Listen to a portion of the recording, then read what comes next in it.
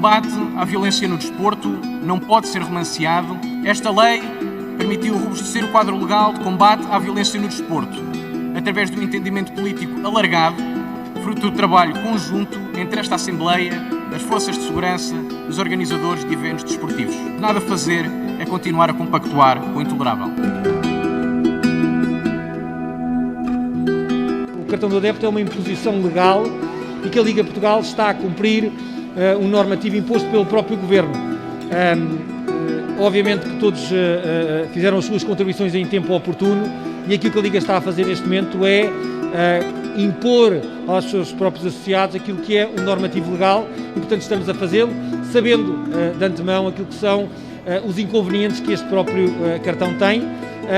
A determinada altura colocámos as nossas questões e, portanto, vamos ter todos que nos habituar a este cartão.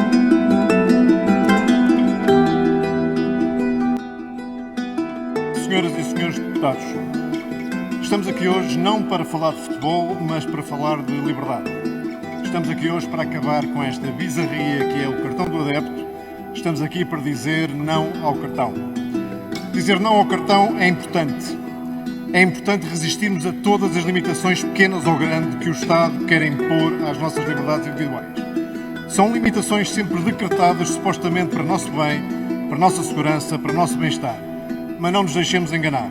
Esta legislação do cartão do adepto limita direitos fundamentais das pessoas, limita a sua liberdade de aceder a certas zonas dos recintos esportivos, limita a idade de quem acede a essas zonas e impede grupos familiares ou de amigos de ver os jogos juntos.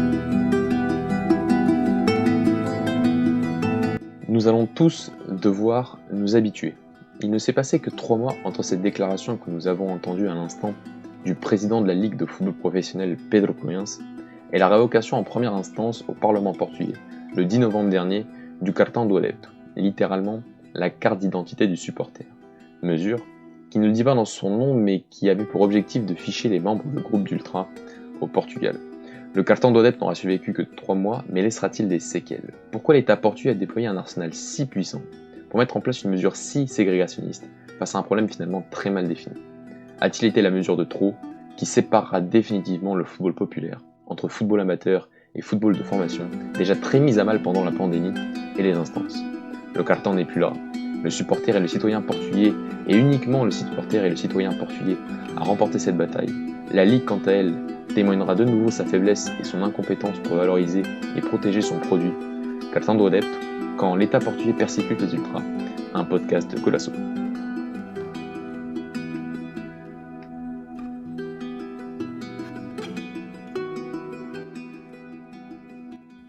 Chers téléspectatrices, chers téléspectateurs de Golasso TV, bonsoir ou bonjour. On est en podcast et en visio aujourd'hui pour un de ces premiers podcasts de la saison.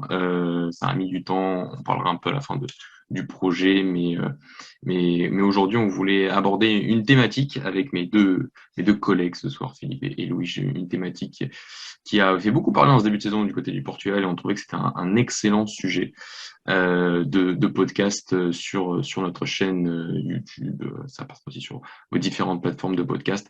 C'est le cartão do adepto, le carton du supporter, si on traduit ça littéralement en français.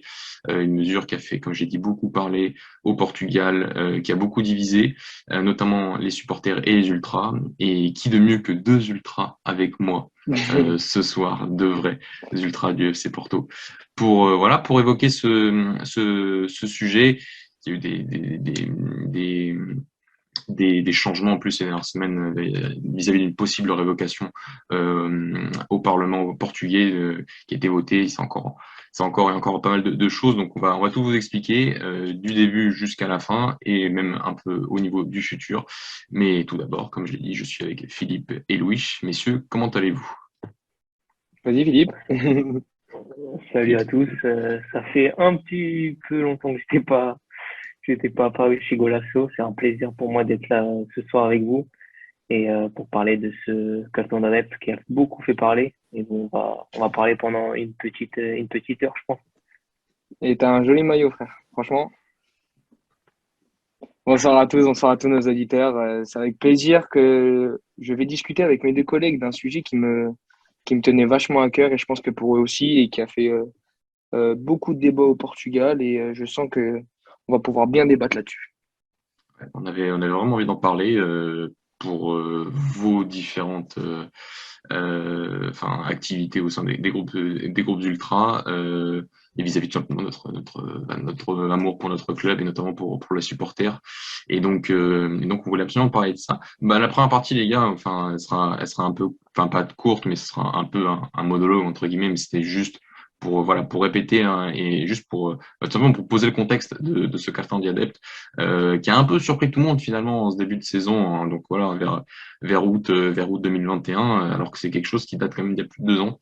Ça a été voté en septembre 2019 fait partie d'une loi 113 qui dans le cadre dans le cadre de différentes lois au Portugal contre les actes de violence et de racisme et de xénophobie dans les enceintes sportives au Portugal, qui elle a été votée il y a très longtemps. Et donc c'est dans le cadre de cette loi qu'en septembre 2019, il a été voté que 18% environ des stades de première division et deuxième division, donc tout ce qui est considéré comme les compétitions professionnelles portugaises de football, devaient être soumis à des zones exclusives où seuls dans ces zones, les ultras, entre guillemets, enfin surtout les supporters qui veulent utiliser des artefacts, des fameux artefacts du supporter, c'est-à-dire voilà les drapeaux et tout ce qui va avec, ne pouvaient être utilisés que dans des zones très précises. Donc c'était vraiment pour viser les ultras à domicile, les ultras à l'extérieur, donc pour les zones réservées aux supporters à l'extérieur. Voilà, il y a certains, voilà, c'est à partir de septembre 2019 qu'a été votée cette loi. Il y a certains événements déclencheurs donc on va reparler pour qu'on trouve que c'est un peu une excuse pour avoir mis en place cette loi. On va bien sûr parler du cas d'Alcochete en 2018, avec une toute petite partie des supporters de la Juventus de Léonine qui avait fait éruption dans le centre d'entraînement du Sporting en 2018. Il y a eu l'assassinat notamment de Marco Ficini en 2016, là encore en dehors d'une enceinte sportive entre les supporters du Sporting et de Benfica. Il y a eu aussi tout le côté des supporters de Benfica, certains groupes de supporters de Benfica non légaux, et la légalité des supporters, des groupes de supporters organisés au Portugal, là aussi fait partie des différentes lois qui ont été mises en place pour un peu cadrer ce qui se passe au niveau des ultras, ou encadrer fortement ce qui se passe au niveau des ultras au Portugal. Il y a pas mal de choses qui sont quand même passées en dehors des stades. Ça a été utilisé comme un prétexte, et encore lors des différentes discussions pour évoquer le carton au Portugal, ces événements ont été rappelés, et des événements qui sont encore passés en dehors des différentes enceintes sportives professionnelles au Portugal. Donc voilà, c'était pour rappeler un peu le contexte. Voilà, pour terminer, c'était interdit au moins de 16 ans, sachant voilà que certains parents donc ne pouvaient plus aller avec leurs enfants de moins de 16 ans dans ces différentes zones réservées aux ultras, même si c'est pas explicitement écrit comme ça dans la loi, mais c'est tout comme, et qu'il fallait payer 20 groupe de euros. supporters. Voilà, au groupe de supporters, tu as raison Louis. Et qu'il fallait quand même payer 20 euros pour 3 ans pour pouvoir accéder à ces zones. Et ça aussi, ça a longuement fait parler. Donc ça a été mis en place en septembre 2019. Le truc, c'est que pour l'année, officiellement la saison 2020-2021, bingo 2020-2021, il n'y avait pas de saison, enfin pas de supporters dans les stades au Portugal. C'est donc arrivé à la réouverture vers août 2021. Et donc voilà, c'était pour le contexte. Louis, j'aimerais aussi te lancer par rapport à ça, et par rapport à comment ça a été pris.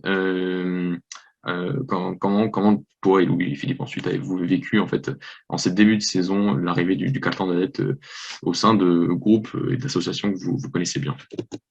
Moi, personnellement, en tout cas, comme tu l'as dit, on savait que ça allait arriver, ça en parlait, mais on s'attendait pas à du concret aussi rapidement. En fait, tout a été bousculé dès cette saison. Et comme tu l'as dit, je pense que l'État a profité du Covid pour pouvoir nous la glisser entre guillemets en douce. Et puis d'un coup, tiens, on vous met du public dans le stade, mais tiens, vous, si vous voulez, cette partie-là de groupe de supporters, comme tu l'as cité, vous, si vous voulez, va falloir faire au carton pour revenir à la normale. Et donc, je pense qu'ils se sont dit que comme ça a manqué, je pense, à beaucoup de gens, les stades, le fait d'être en groupe, etc., ils se sont dit que les gens allaient le faire. Mais si tu regardes bien, au Portugal, le résultat a été nul, horrible, médiocre. Il y a eu absolument quasiment personne qui a signé ce carton, qui l'a fait du moins. Et, du coup, pour revenir à moi personnellement, moi, j'y ai hésité à le faire parce que je me suis dit que mon club et ma passion pour mon club devait être au-dessus de tout. Mais en y réfléchissant, ça n'allait pas avec les principes et les valeurs d'un supporter de la catégorie que je suis, pour éviter de dire ultra, etc. Parce que je pense que c'est devenu un nom très large et c'est dur à définir pour certains, surtout pour certains qui vont nous écouter. Mais moi, en tout cas, de mes valeurs de supporter, je trouvais que ça ne collait pas du tout. Et donc, j'ai refusé à le faire et je me suis dit que je n'allais pas aller au stade parce que j'allais prendre la place de quelqu'un d'autre et moi, je n'étais pas à ma place. Malheureusement, le groupe de supporters dont je fais partie, les Super Dragons, ont toujours annoncé qu'ils étaient contre dans leur communiqué, mais notre chef nous disait de quand même le faire pour pouvoir être présent à l'extérieur. Donc c'est un peu contradictoire. Ça reste de son domaine et je ne commenterai pas ça. Mais, euh, mais voilà, c'était surtout une surprise. On a été pris à revers. Et j'ai surtout pas compris en fait parce que je savais directement qu'ils allaient droit dans le mur. En tout cas, moi je le pensais depuis le début. Moi, au contraire de Louis, je pensais qu'avec le Covid, avec toute cette période où les gens n'ont pas pu aller dans les stades, je me suis dit que ça allait beaucoup plus suivre, surtout, surtout Porto, malheureusement.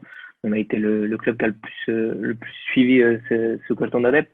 Moi, je l'en avais parlé avec Louis, que beaucoup plus de supporters allaient suivre et allaient faire ce collectif. Au final, je crois qu'on n'a même pas dépassé les 3000 demandes en tout au Portugal, je crois, si je dis pas de bêtises. Donc vraiment, je suis vraiment soulagé que déjà qu'on avance. Mais moi, je m'attendais pas que ça s'arrête aussi vite. Donc déjà de ce point-là, je suis vraiment satisfait. Mais comme a dit Louis, ils en ont profité avec le Covid et il y a pas mal de personnes, je pense, surtout au Covid, ils n'ont pas pu aller au stade.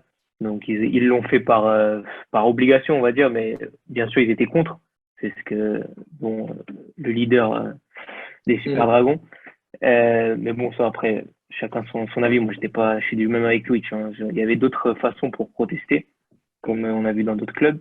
Mais voilà, pareil que Louis, je l'ai pas dès le début, je me suis dit que j'allais pas le faire en attendant d'attendre des changements. Ils vont arriver plus rapidement que prévu. Et on va pouvoir, je l'espère, retourner très rapidement au stade dans ces tribunes qu'on adore et avec des enfants, avec leurs parents, les enfants. Ça, c'était vraiment une des pires idées, une des pires lois de Colton Adep. Les enfants de moins de 16 ans, ça, j'ai vraiment pas, je comprenais pas vraiment. C'est incompréhensible. Bon, tout est incompréhensible autour de cette loi, mais Et vraiment, cette particularité-là que tu as dit justement, Philippe, c'est un truc de fou, quoi, parce que je sais pas, toi comme moi, je sais qu'on a à peu près la même histoire. Cette passion-là, elle vient de notre père. Et généralement, c'est notre père qui nous a ramenés au stade. Certes, peut-être pas dans ces tribunes, mais tu sais très bien que dans la tribune qu'on fréquente, il y a énormément de gens qui viennent avec leurs enfants. Et tu te dis qu'en fait, tu coupes la passion d'un père envers son fils, enfin, du fois, de quelque chose, et je trouvais ça totalement aberrant. c'est tout à fait ça. Ils ont, mais ça me fait penser au petit, tu dois voir duquel je parle, là, qui est toujours devant Ouais, nous. ouais, Le petit, toutes les photos que tu voyais des matchs, là, depuis le Colton Adep, il était collé au plexiglas, là, qu'ils ont mis. ouais. Vraiment, ça me faisait mal au cœur. Vraiment, le père, il était toujours avec son fils, et là, le pauvre, il pouvait pas, enfin, il pouvait pas, il accompagnait son fils au stade dans l'autre tribune. Mais ça se voyait que Ça reste pas c'était pareil. pas la place. Ouais, voilà, c'est pas pareil du tout.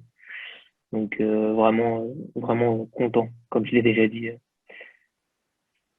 Parce qu'il faut rajouter quelque chose, les garçons, par rapport un peu à l'inégalité de certains clubs vis-à-vis de ce carton, c'est aussi lié structurellement à ce qui se passe au Portugal en termes de supporters. Il y a des clubs qui sont beaucoup plus supportés que d'autres, ça c'est un fait. Maintenant, c'est vrai qu'il y a aussi donc beaucoup plus de supporters dans certains stades et avec le retour, ça a été plus difficile, entre guillemets, et même architecturalement en fonction des stades, que ce soit pour Benfica ou pour le Sporting, c'était un peu plus facile de replacer certains supporters, notamment dans le haut des tribunes où se trouve généralement la Juventude de Turin et les Name Boys.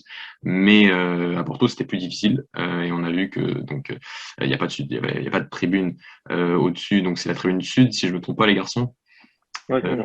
Voilà, donc architecturalement c'était plus compliqué. Et c'est vrai qu'après, si on prend tous les autres stades, peut-être pas celui de Guimarães, mais un peu tous les autres, c'est vrai que c'était plus facile, entre guillemets, de replacer certains groupes d'ultra, étant donné qu'il y a beaucoup moins de monde dans les stades et que si on va à Moreirense ou à Barcelone pour voir le Gil Vicente, on avait des groupes qui sont certes largement moins nombreux et qui arrivaient tout simplement à se décaler de quelques mètres pour se retrouver à côté de leur zone où ils étaient avant, au niveau maintenant barricadé et typé Carthan d'Adeptes.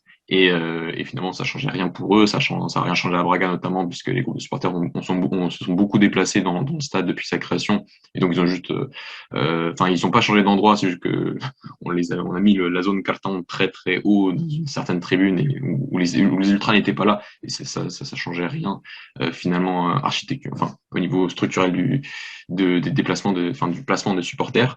Par contre, c'est vrai qu'à Porto, qu'à Benfica et qu'au Sporting, ça s'est beaucoup plus vu, ça s'est beaucoup vu aussi en Europe. Et c'est vrai que si on a écouté pendant la Ligue des Champions, certains commentateurs n'arrivaient pas forcément tout le temps à chaque fois, décrire ce qui se passait dans ces tribunes vides et deux, expliquer pourquoi. Et surtout, ça laissait notamment une très, très, très mauvaise image. Je pense que ce sont des gens qui ont regardé le Bayern affronter le Benfica il y a quelques semaines ou Porto-Liverpool et qui ont dit, non, pas Porto, on en parlera, mais qui ont vu cette tribune vide du côté des Stade de Rouge et qui, voilà, et que ces tribunes habituellement remplies d'ultras ont été vidées. Et vont aujourd'hui revenir logiquement, si tout se passe bien, on en parlera un peu à la fin de cette révocation du carton.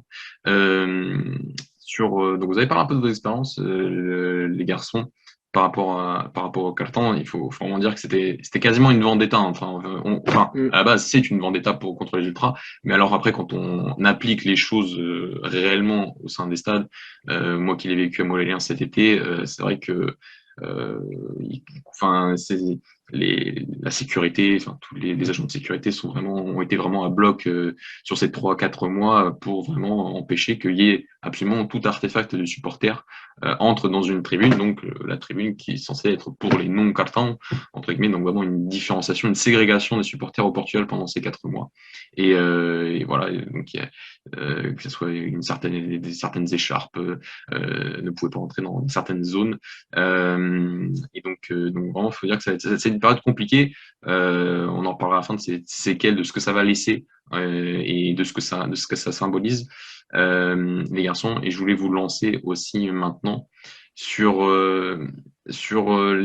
comment vous avez vécu maintenant, vous en tant que supporter de la Grange, le fait d'avoir ces tribunes à la fois à domicile et à la fois à l'extérieur remplies. Louis, je te lance sur ce sujet par rapport aux ultras, pour ensuite balayer un peu sur aussi tous les autres groupes de supporters qui, eux, ont eu différentes réactions vis-à-vis de ce carton, notamment à l'extérieur.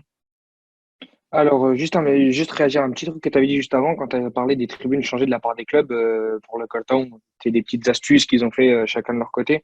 À Porto, on a eu ça au bout d'un moment, quand on a eu le problème collectivo, qui est la première journée qui a voulu ne plus justement adhérer à ce carton et faire la manifestation durant la première journée et partir et abandonner justement parce qu'on les avait forcés à venir dans notre tribune alors que depuis plusieurs années, ils étaient déjà passés tribune nord. Et donc, juste par rapport à eux, j'ai trouvé ça pas mal du côté de Porto parce qu'en fait, il y a eu une réunion entre les dirigeants du Collectivo et Porto pour pouvoir trouver un accord afin qu'ils puissent retrouver leur tribune, qu'ils puissent aller correctement au stade. Mais comme tu l'as dit, sans le matos complet, c'est-à-dire qui est référencé à leur groupe ou les écharpes, etc. Mais au moins, j'ai trouvé sympa l'accord du fait que, OK, les gars, on vous place là, on vous met au même endroit que d'habitude, vous prenez vos sièges, vous chantez comme vous voulez, juste pour l'instant, tant qu'il y a la loi, on vous faites attention, mais on vous protège, on vous aide. Et ça, j'ai trouvé ça vraiment pas mal. Pour revenir au SD, en vrai de vrai, certes, on est un peu passé pour les clowns du Portugal. Je pense que, oui, tu peux hausser les sourcils et je pense que je les hausse et tout le monde les hausse, c'est vrai. Mais ça reste vraiment une sacrée minorité quand tu sais le nombre de personnes qui sont affiliées ou du moins très proches du groupe SD et qui se déplacent avec. Tu voyais vraiment que cette tribune était à 20% remplie. Ouais, elle était vide, mais quoi, je peux te dire qu'il y avait quand même une partie, il y avait quoi, comparé, 15-20%. C'est ça le problème, c'est qu'on a comparé aux autres clubs, on a mis du monde dans ces tribunes-là. Les autres clubs ont vraiment Benfica, Sporting, tout le monde, Guimarães, Braga, zéro. Nous, on en a mis, mais quand tu regardes par rapport à ce que tu disais, le nombre d'affilés, il y en a, je crois qu'à une époque, ils avaient compté, il y en avait 10 000, je crois, le Stade de la Gauche. Ouais. Je crois que c'était un des plus gros groupes d'Europe. Et quand tu regardes la tribune, là, sur les derniers matchs, mais j'ai remarqué, plus les matchs passaient, plus elle se vidait. Il y avait de moins en moins de Ouais. monde, j'ai l'impression. Ouais. Et là, sur C'est la vrai. fin, c'est quoi le dernier match, no Dragão contre Boavista? Ça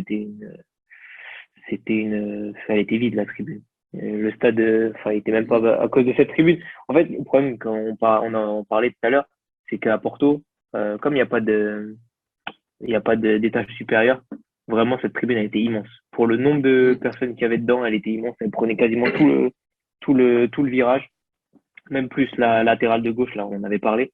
Et vraiment, ça faisait un trou immonde au milieu du stade. Donc après, là, sur la fin, juste avant que la loi passe, ils avaient décidé de raccourcir la tribune. Ça devait se faire pour le match contre l'Atlético. Ça devait se faire.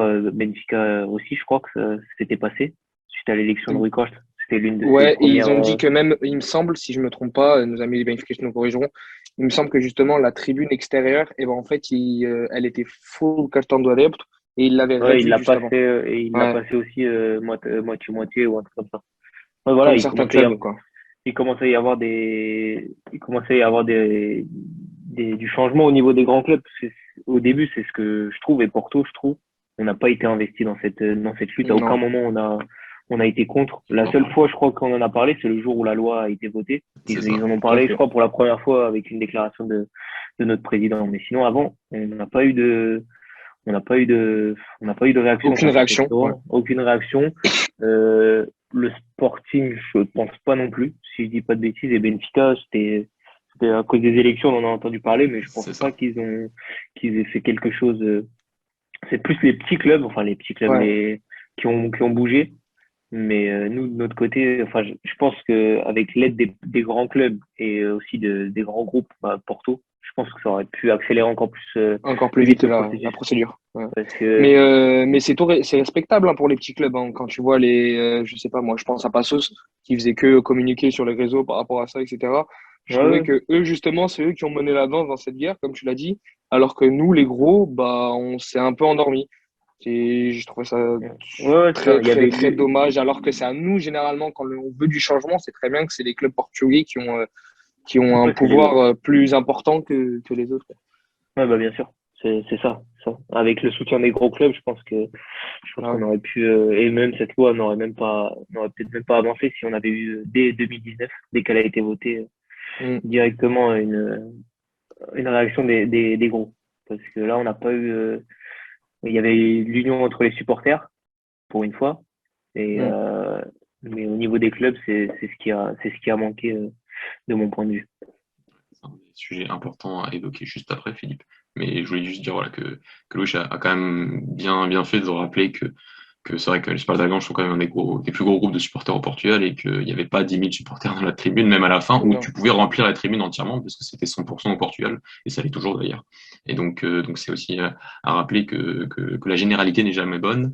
Et sur ce qu'a dit Philippe aussi, c'est vrai que l'un des seuls groupes de supporters véritablement qui a vraiment commencé entre guillemets, à manifester, en tout cas à faire des démarches, à aller au Parlement, à essayer, parce qu'ils ont rarement réussi, à parler avec les différentes commissions, mais ces mecs qui ont mis en place cette mesure sont donc j'ai oublié le nom, excusez-moi, mais c'est un des leaders des White Angels du côté de Guimarães, qui a fait qui a fait pas mal qui s'est battu tout simplement dès le départ contre le carton et qui, voilà, tous les arguments qu'on a évoqués un petit peu au-dessus, avant le fait de payer 20 euros pour les 3 ans, enfin, comme un abonnement, quoi, c'est aberrant. En plus de payer l'entrée au stade, quoi. Plus tout ce qui va être, tout ce qui a été l'entrée interdite au moins de 16 ans et plein d'autres choses, la ségrégation, tous ces arguments avaient été évoqués en 2019 et n'ont jamais été écoutés. Et il y a vraiment du côté de Guimarães, et pourtant, faut vraiment leur donner un coup de chapeau par rapport à ça. Eux se sont vraiment battus jusqu'au bout et ont vraiment été du bon côté de l'histoire. D'autres clubs ont été du bon côté de l'histoire, hein, les gars.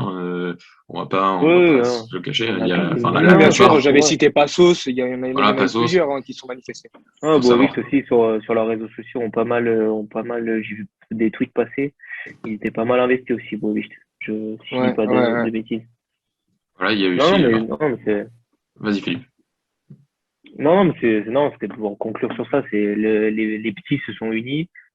Quasiment tous les groupes de supporters étaient dans le même bateau, mais je pense avec une plus grosse union au niveau des grands et les Super Dragons auraient réagi autrement. Je pense on aurait pu combattre ça différemment. Mais bon, là, ça a duré 4 mois, tant mieux, parce que je voyais ça plus long.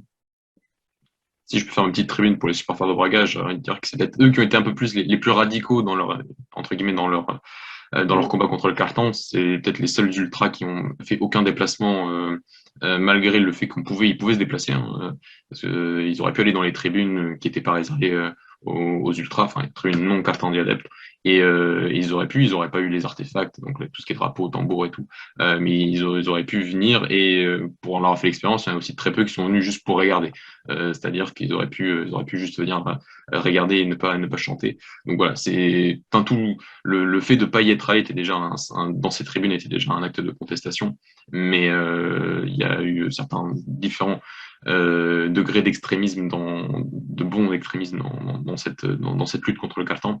Et donc voilà, je vais faire quand même rappeler ça par rapport aux supporters de mon club qui sont souvent critiqués à tort, il faut le dire. Mais sinon, voilà, il y a eu ce côté extrémiste, mais tout le reste, c'est vrai que la grande majorité, c'est-à-dire quand même une grande majorité des ultras, des petits groupes jusqu'aux plus grands, ont quand même eu une sacrée posture digne dans ce combat. Donc voilà, Philippe a aussi à parler un peu des séquelles par rapport au carton et par rapport à l'union des supporters, c'est vrai, grande union des supporters et pas que des ultras finalement, tous les supporters et tous les amoureux de leur club au Portugal généralement, enfin, en préparant l'émission avec Louis, on s'est dit est-ce qu'on va essayer de trouver des arguments pour qui ont été évoqués, mais finalement on n'en a pas trouvé. Et même si on écoute J'ai cherché, hein. même si on J'ai écoute cherché aussi. le président de la commission qui avait mis en place, qui a été chargé de mettre en place le carton, généralement donne peu d'éléments de langage. Enfin, les éléments de langage, c'est pour la protection, c'est des trucs un peu très politiquement corrects et c'est pour expliquer comment ça allait fonctionner. Et finalement, c'était très difficile de trouver des points positifs à cette mesure, à part ce combat contre le supporter, ce combat un peu contre le football populaire, et on va en parler. Mais du côté des supporters, il y a une grande union. Par contre, c'est vrai que du côté des clubs, et notamment des trois grands, ça a été plus compliqué, très compliqué. Mais même entre les petits, hein, Philippe, voilà, on l'avait évoqué, que Famalicão, par exemple, lors de l'arrivée, enfin, lors de la réception de Guimarães, avait fait en sorte que la tribune des supporters extérieurs soit complètement réservée aux cartons des adeptes pour empêcher finalement les supporters de Vitória de venir lors de ce match. Donc Ils nous l'ont fait aussi, ça. voilà, Ils nous l'ont fait. ils l'ont fait à Porto. Allez, c'est vrai que c'est très enfin, c'est mal entre guillemets. Par contre, le faire à un club entre guillemets de la même dimension, enfin de entre guillemets petit, entre Guimarães et Famalicão, là par contre c'était un Encore plus manque vicieux. concret. C'est encore voilà, c'était Ouais, bah un oui. grand manque d'union et ça voilà, c'est par rapport aux séquelles, c'est de dire que finalement le carton va peut-être être révoqué, va sûrement être révoqué dans les semaines, dans les mois qui viennent, mais il y a toujours ce côté que ça a été, on pourrait utiliser le carton comme symbole de pas mal de mots du football portugais, et notamment de ceux de l'union inexistence entre les petits finalement parfois, et même entre les grands, ça c'est sûr, parce que la dernière fois qu'ils se sont unis, c'était pour que le championnat revienne l'année dernière pour finir la saison 2019-2020, et c'est parce qu'on parlait d'argent et qu'on parlait des droits télé. Par contre, pour les supporters, et pour leurs supporters surtout, c'est ça qui est assez fou. Là, par contre, en septembre 2019, il y a eu beaucoup moins de débats et beaucoup moins de sorties médiatiques, alors que quand on occupe 50% à E3, toutes les pages médiatiques, enfin, toutes les pages des journaux au Portugal, il y avait largement la place de faire une campagne assez intéressante déjà à l'époque pour parler, tout simplement pour débattre et pour essayer de faire venir cette nouvelle aux oreilles de tous les supporters et de leur expliquer pourquoi, qu'est-ce qui va être mis en place. Et finalement, beaucoup de monde a été surpris en 2020 et en 2021 de voir cette mesure être mise en place et arriver Ouais, dans les c'est ça, stades hein. portugais.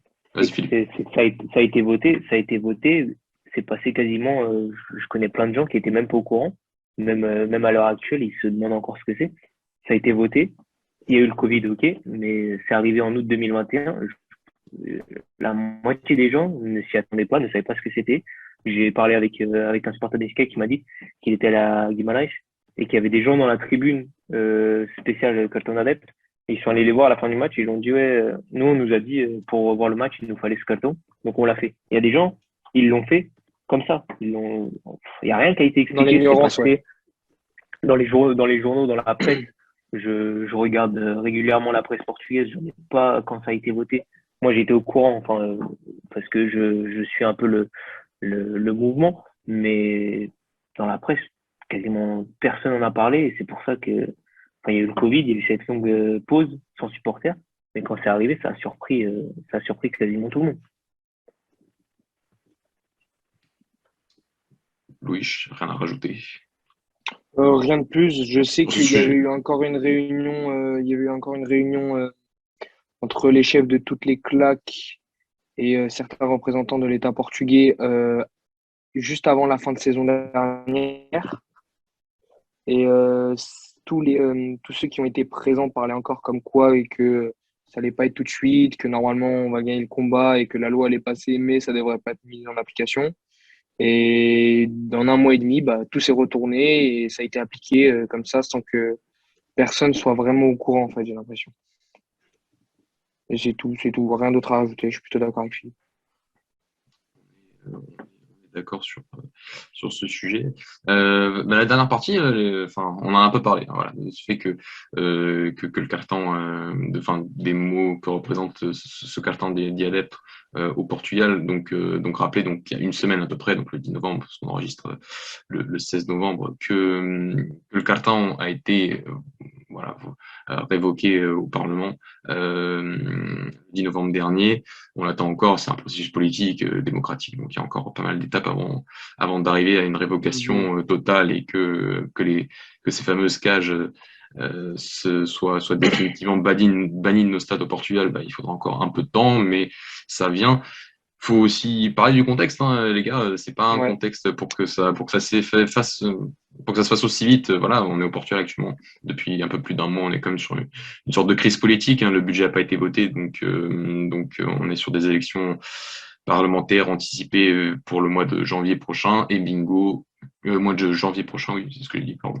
Et bingo, le carton est révoqué quelques semaines après, selon une poussée des libéraux par rapport à ça.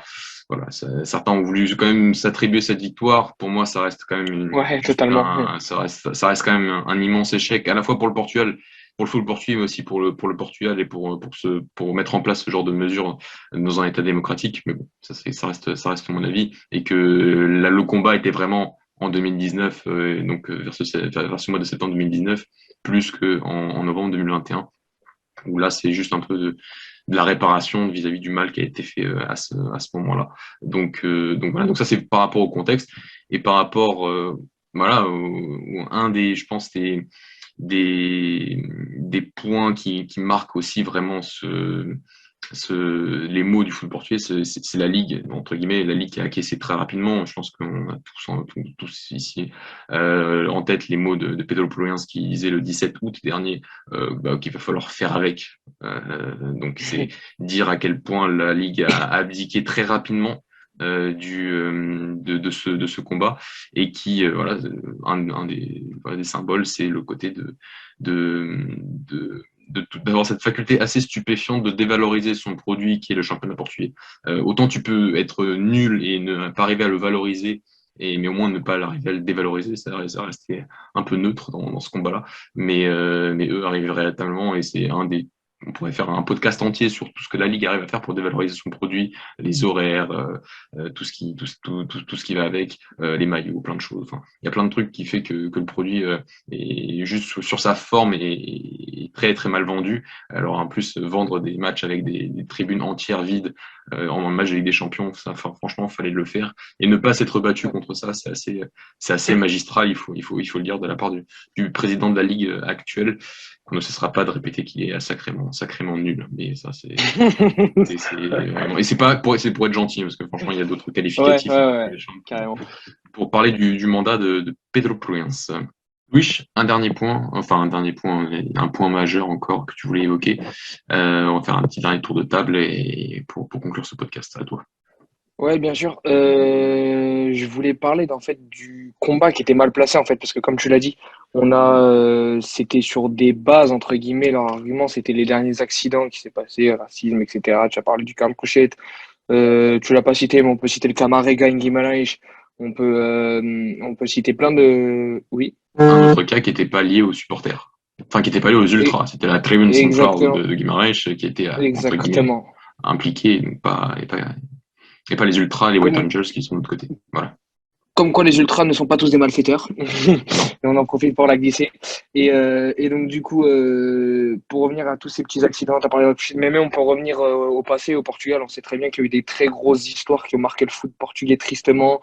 Je pense aussi à Very Light, je pense à vraiment plein de choses, plein d'histoires, parce qu'on sait qu'on a l'impression que chaque année, il y a des épisodes tristes, malheureusement, parce qu'en fait, comme tu l'as dit, on a ces clubs qui sont très ancrés au Portugal depuis des années. Il y a une sacrée culture de ça et au Portugal aussi. Et donc, du coup, ça voulait être contrôlé par l'État, mais le combat est mal placé, en fait, parce que en quoi ce carton allait pouvoir avoir des conséquences sur ces accidents qui sont passés au passé, ou du moins pour éviter qu'ils se reproduisent. En rien, ça allait aider, parce qu'en fait, ce carton te demandait des informations, de savoir de quel groupe tu appartenais, mais il te donnait aucune interdiction. On sait très bien que les sanctions au Portugal, quand tu fais des bêtises en tribune, elles sont irrévocables et elles sont très rapides et ils arrivent très vite à te retrouver. Et c'est généralement, moi j'ai plusieurs amis qui ont déjà été suspendus de stade et ça va plutôt très vite et ils te retrouvent très facilement. Ce que je comprends pas, c'est qu'ils nous mentent pas directement en face et qu'ils nous disent directement, ouais, on veut vous gérer à ce match, on veut juste vous gérer parce que certes vous avez beaucoup de péripéties, d'histoires, mais d'histoires pas bonnes autour du foot. Mais en fait, c'était simplement un contrôle des claques. Et ça, ils n'ont jamais voulu nous le dire directement. Et ça, j'ai pas du tout apprécié, sachant qu'on s'est vraiment senti directement visé. On sait très bien que les ultras au Portugal sont grave boycottés, si je peux utiliser ce terme-là. On en a déjà parlé plusieurs fois en off dans les droits TV qui zappent rapidement les tribunes extérieures quand elles sont plutôt en extase ou quand elles font plutôt la fête. On sait qu'il y a certaines caméras de certaines TV qui l'ont fait sans vouloir citer à BTV, mais même sur la Sport TV, ils le font directement. On a ce truc de, comme tu l'as dit, tu as raconté tes anecdotes des ultras. Moi, je peux raconter des fouilles qui ont été faites quand tu vas à l'extérieur et que tu es considéré comme groupe de supporters et quand tu vois que tu ne fais pas partie d'un groupe de supporters, comment les fouilles diffèrent, la façon dont te traite la police durant des déplacements. J'ai vu des bavures policières, j'ai vu des gens prendre des coups de matraque gratuitement. J'en ai vu aussi prendre parce qu'ils l'ont mérité, certes, mais j'en ai vu vraiment, j'ai vu des vraies bavures. Et je vais passer des détails à raconter des anecdotes pour éviter de choquer certains, mais des fois c'était très très très très grave. Et tu sens que c'était peut-être pour alléger le travail de la police et de éviter ces histoires comme j'ai dit au début, mais c'était très mal fait et ça continue d'être mal fait. Et je pense que si ils veulent combattre ce genre de mauvaises choses qui entachent le foot portugais, il faudrait qu'ils commencent à la source, c'est-à-dire directement sanctionner comme ils le faisaient avant les fautifs et que s'ils veulent développer les caméras au sein du stade qui sont déjà super développées, il y a même des commissariats dans certains des stades intégrés. Mais cette façon-là de casser le football populaire et de casser les gens qui ont une passion et certains qui vivent seulement pour cette passion-là, qui est de se déplacer, de se déplacer au Portugal ou à travers l'Europe, c'est petit et très méchant parce qu'il y a des gens qui se rattrapent que sur ça. Et j'ai trouvé ça très, très, très, très, très, très dommage. Et je voulais vraiment parler du fait qu'il faut arrêter de prendre les ultras, comme je l'ai dit tout à l'heure, des malfaiteurs et des bandits au Portugal. Parce que, comme l'a dit mon leader à un moment, dans ma tribune, j'ai des avocats, j'ai certes des bandits, mais j'ai des avocats, j'ai des comptables, j'ai des médecins, j'ai un peu de tout. Et, être ultra ou être membre d'un groupe de supporters ou de McClack, c'est vraiment pas être. On devrait vraiment pas être catégorisé dans une classe de gens qui sont perturbants pour le foot. Ça, Et c'est surtout ils ont dit que quand on adepte, l'une des premières mesures, c'est contre la violence dans les stades. les derniers cas que tu as cité Mathieu, les cas marquants dernièrement, ça a été en dehors des stades. Enfin, il y a le cas Mariga, mais c'est même pas lié aux tribunes populaires. C'était une centrale, ça venait de la centrale, si je C'est ça. Tout à fait. Tout à fait. ce que je comprends pas, ils se sont basés sur la violence, mais ces dernières années, après peut-être j'oublie des cas, mais dans les stades, j'ai pas de, Bah, je c'était me rappelle pas de gros débordements à l'intérieur d'un stade, dans une tribune dite populaire. Je me rappelle pas du tout d'un événement qui les a poussés à faire ça. Parce ou autre. Là, comme tu le dis, là, en fait, les fautifs, c'est pas les gens qui sont dans le stade, c'est ce qui se passe dehors. Donc, c'est-à-dire Ouais, il faudrait parce que renforcer encore plus la sécurité dehors pour éviter qu'il y ait ce genre de choses, parce qu'on ouais. sait très bien que ces gens-là, quand ils sont canalisés ou quand tu sais que tu as des caches de surveillance qui sont très bien faites dans certains déplacements, comme on l'a déjà fait, et bah, rien ne se passe et tout va bien. Oui, non, mais c'est ça. Et là, au Couchiette, où le supporter de la Fiorentina, Ficini, là, je crois qu'il s'appelait, C'est Marcovici. quand on adepte ou pas, ça Ça n'aurait rien passé. changé. C'est pas, C'est ça. ça n'aurait rien changé. Donc, leurs arguments ne sont pas bons. On a plein de moyens pour lutter contre la violence dans les stades. On a une police spéciale dédiée aux supporters. Je pense qu'on ne doit pas y en avoir beaucoup des pays en France. Je crois que ça n'existe pas, si je dis pas de bêtises. Et on a une police spéciale, des systèmes de vidéosurveillance des meilleurs d'Europe. En vrai, les supporters, les déplacements à l'extérieur, par exemple, quand les Anglais viennent au Portugal et tout, c'est souvent très bien géré. Donc, je sais pas pourquoi ils sont partis sur ça, on nous a imposé ce carton d'adepte pour lutter contre une violence qui, pour moi, à l'intérieur des stades, qui est quasiment, ces dernières années, inexistante. Dans le passé, ok. Dans le passé, c'était un peu plus tendu, mais ces dernières années, je me rappelle pas. Et même les derniers déplacements de Porto à Alouge, à Alvalade ou l'inverse, je me rappelle pas. C'est souvent très bien géré. Après, oui, souvent bien géré. Des fois, il y a des débordements et ça vient souvent de la police. Certains méritent, comme a dit Louis, mais certains, des fois, on voit des choses plus qu'abusées. On a déjà vu même des enfants prendre des coups de matraque alors qu'ils étaient là, ils marchaient, mais bon, la police au Portugal, elle aime bien montrer qu'elle est supérieure. T'as tout à fait raison, Philippe. Enfin, il faut le rappeler, le fait que les derniers événements qui, entre guillemets, ont engagé des groupes de supporters au Portugal se sont déroulés en dehors des stades. En tout cas, à part la tribune Guimarães, le Camaragal, il y a presque 2 ans maintenant, ça n'impliquait pas donc les ultras. Et donc voilà, en fait, la mesure est tellement forte, parce que c'est quand même très fort de créer une mesure ségrégationniste entre supporters, enfin, finalement entre citoyens portugais. Parce que voilà, on n'a peut-être pas dit au tout départ, le carton d'adepte, c'est vraiment un carton de citadin, enfin, une carte d'identité avec plus d'informations sur toi, sur où tu habites, sur pas mal de choses, sur le groupe le groupe que tu supportes, sur pas mal de choses, pour essayer entre guillemets, de te retrouver s'il se passe quelque chose de mauvais au moment d'un match. Mais c'est déjà une mesure qui est, enfin, comme l'a très bien dit Philippe, totalement en dehors de la réalité de ce qui est déjà mis en place en plus pour que les déplacements et pour que généralement tout se passe bien au sein des stades portugais. Et c'est vrai qu'en plus on a vu des cas en Europe ces derniers pas juste des années, ces derniers mois, en France notamment à Nice ou entre Lens et Lille, d'invasion de terrain, ce genre de cas-là au Portugal malheureusement, bien heureusement, mais bizarrement on a l'impression que ça arrive, mais ça n'arrive pas. Il n'y a pas eu d'invasion de terrain au Portugal depuis bien longtemps. Et même des gros problèmes dans les tribunes, comme on a vu dans certaines tribunes en France ces derniers mois, voire dernières semaines, on n'en a quasiment pas vu non plus. On n'en voit pas. Enfin, c'est ça qui était assez perturbant, c'est un peu d'être un peu à côté de la réalité de ce qui se passe vraiment au Portugal et d'avoir créé une mesure si forte par rapport aux soi-disant problèmes du football portugais, sauf que le problème actuellement il n'y en avait pas. Avec les supporters au Portugal et il y a pourtant d'autres problèmes qui sont entre guillemets mineurs parce que ça implique pas entre guillemets de la violence qui sont les droits télé, ce genre de choses pour améliorer notre football au Portugal et ça par contre il n'y a jamais eu de loi entre guillemets d'intervention de l'État aussi forte pour changer quelque chose finalement. Donc c'est ça qui est très surprenant et je pense qu'on l'a assez bien dit et peut-être voilà, moi j'ai plus rien à dire après, peut-être que vous deux Philippe et Lou, vous aurez quelque chose à dire, encore quelque chose à dire, mais voilà, c'est se dire par rapport au Covid et par rapport à ce qu'on a vécu avec le classement diabète, à quel point il y a quelque chose des dirigeants portugais, enfin des politiques portugais, vis-à-vis de tout ce qui représente le football populaire au Portugal, donc les ultras, les supporters, mais on l'a vu durant le Covid, ce qui s'est passé avec le football de formation et avec le football amateur, le fait de les avoir complètement délaissés ou d'interdire le football de formation à des moments où on pouvait le permettre pour que les jeunes puissent pratiquer leur sport à certains moments de la pandémie où c'était possible. Le Portugal, enfin les dirigeants portugais ont montré ce qu'ils en réalité ont véritablement derrière la tête quand ils pensent football et quand ils pensent football populaire, et ça impacte gravement et ça va au-delà finalement du football portugais et de tout ce qu'on parle généralement dans nos émissions. C'est quelque chose entre guillemets au niveau de la mentalité, au niveau de ce qu'est le football au Portugal, et voilà. Et donc le dernier mot, le fameux pays de football qu'on est mérite un véritable débat sur un peu tout en long, en large et en travers.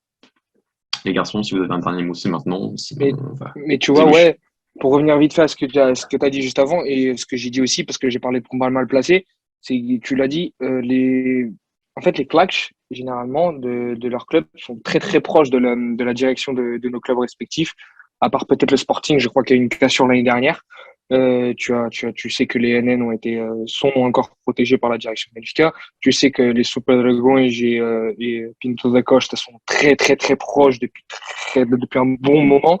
Et tu sais qu'il y a beaucoup d'arrangements entre ceux-là. Mais c'est la cassure politique. En fait, c'est cette politique de répression qui a été faite sur nous, en fait, directement, parce que tous les trois, on est touchés par ça. Et pourquoi ne pas avoir établi un dialogue directement avec les dirigeants du club? Je sais qu'il a déjà été, on le sait tous, qu'il a déjà été fait auparavant, mais il a été mal fait. Pourquoi ne pas avoir directement fait quelque chose, poser carte sur table, que plutôt nous avoir obligés, en fait, et nous avoir posé ce carton sans demander rien à personne. Et je pense que, comme on l'a dit, il y a beaucoup de dirigeants de clubs qui ont réagi, etc., sauf à part les grands. On aurait pu vraiment réagir plus tôt et avoir évité tout ce scandale. Et même ce podcast qui nous ramène du travail. Et voilà, c'est tout ce que je voulais dire. Je voulais juste parler du petit moment discussion possible entre dirigeants de club et politico chez nous avant de direct sauter l'étape et nous toucher directement, nous les supporters. Tu as bien fait, Louis. Philippe, est-ce que tu as un dernier mot? Non, je pense qu'on a été complet. Je tiens à remercier tous ceux qui se sont battus. Je sais pas si on allait conclure, mais les remercier parce qu'ils tous les groupes qui se sont battus. On a gagné. Enfin, moi, nous, un peu de loin, mais bon, on a quand même refusé de le faire, mais bon, surtout, il y a eu quand même pas mal de groupes qui ont été pas mal investis. Ils se sont donnés, même, je crois qu'ils ils étaient présents au moment du vote la semaine dernière. Je crois qu'il y avait des associations présentes. Donc un grand merci à eux de s'être battus pour cette cause. Et grâce à eux, on va pas tout de suite, mais bientôt pouvoir retourner dans nos stades et se déplacer à travers le Portugal. Merci garçon, merci Philippe, merci Louis, merci beaucoup pour votre temps, pour avoir fait réaliser ce podcast. Je sais qu'il me tenait très à cœur.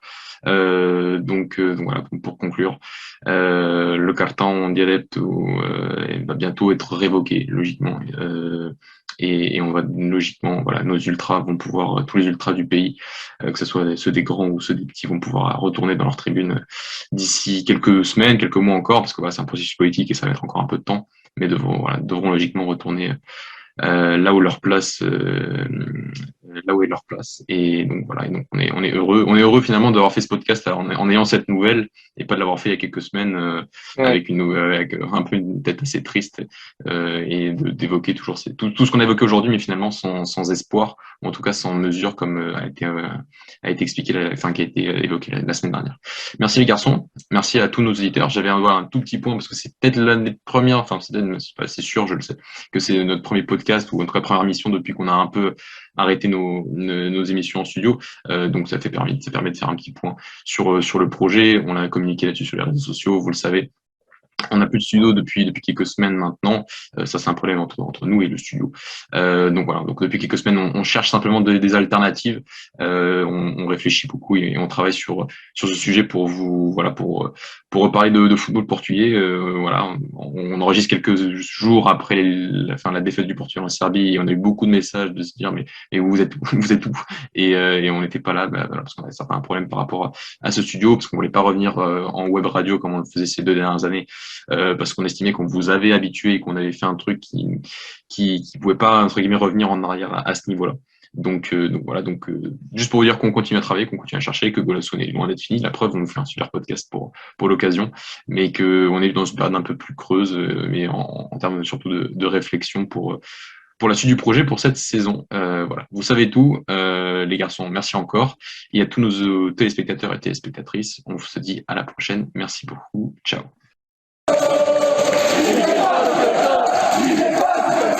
Il n'est pas le